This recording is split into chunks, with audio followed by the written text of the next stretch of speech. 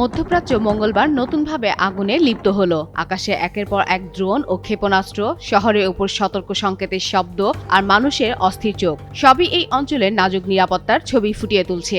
সাধারণ জীবন বিপর্যস্ত, প্রশাসনিক ব্যবস্থায় চাপ বাড়ছে এবং অস্থিরতা যেন সীমান্তের বাইরে পর্যন্ত ছড়িয়ে পড়ছে। আন্তর্জাতিক সংবাদ মাধ্যম দি গার্ডিয়ানের এক প্রতিবেদনে বলা হয়, ইরান থেকে ছোড়া ড্রোন ও ব্যালিস্টিক ক্ষেপণাস্ত্র সৌদি আরব, কুয়েত এবং ইসরায়েল সহ কয়েকটি দেশে আঘাত হানে। সৌদি আরব দাবি করেছে ৩ ধাপে মোট ২৬টি ড্রোন ধ্বংস করা হয়েছে। নন ইনভার্টার এসির দামে ঘরে আনুন বিদ্যুৎ সাশ্রয়ী ইনভার্টার এসি। এখন ১.৫ ton My One inverter AC মাত্র ৪৮,৯০০ টাকা পাওয়া যাচ্ছে মিনিস্টার শোরুমে।